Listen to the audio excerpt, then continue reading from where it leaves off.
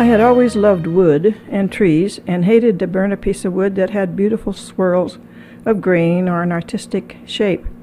I always felt a loss when a piece like that went into a bonfire when camping, or even in a burn pile. It was about 1994 when I attended an art show displaying wood sculptures that were beautifully finished and based. They were not carvings. These pieces had an abstract and unique life of their own. I especially enjoyed reading the sculptures' names, and I began to recognize what a fun hobby this might be. It may well have been the artistic, wonderful people involved in this show who inspired me to become involved with this unique hobby. I became as enthused as they were about the unusual way to recycle throwaway pieces of wood. These pieces could have been in the long dead remains of a clear-cut in a now dry lake bed, or a forgotten stump with exposed roots weathered for decades, if not hundreds of years. Or it may have been in someone's garage gathering spider webs. Anyway, these folks were very enthused about what they were doing. Kindred spirits, I decided, and I value them as good friends still to this day. The show I referred to is held at Country Village in Bothell, Washington, Friday and Saturday of the third week of May each year. It is presented by the Northwest Driftwood artists based in the Seattle area.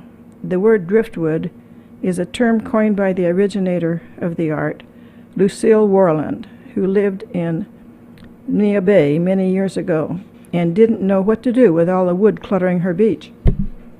I should say that is a very long and sometimes tedious journey from obtaining a desirable piece of wood to the finished sculpture that is judged worthy of placing in the show.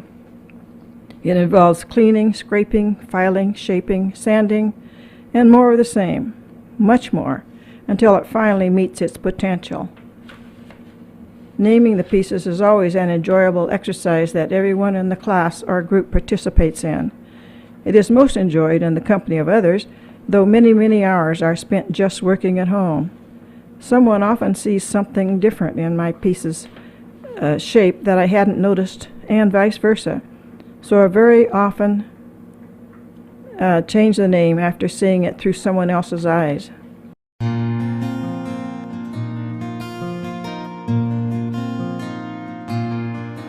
Did you ever look?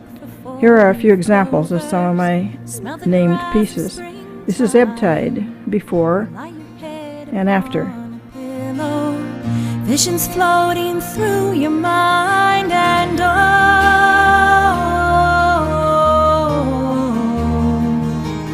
live in wonder. This is STARGATE, before and after. Live in wonder. This is natural selection, before and after. Did you ever feel the dawn approaching, awaking to a dove as he sings, or breathe the And this is a comical photo I took of some stumps in a dry lake bed. I call it Three's Company. This process has enhanced my ability to see differently and to appreciate the magic of revealing the wonder of nature in this recycled wood to enjoy once again. It has left me with a thought, or perhaps a metaphor for life, that a tree may not live forever. It may well be that some essence of its having been here at all is left behind to make a difference after all.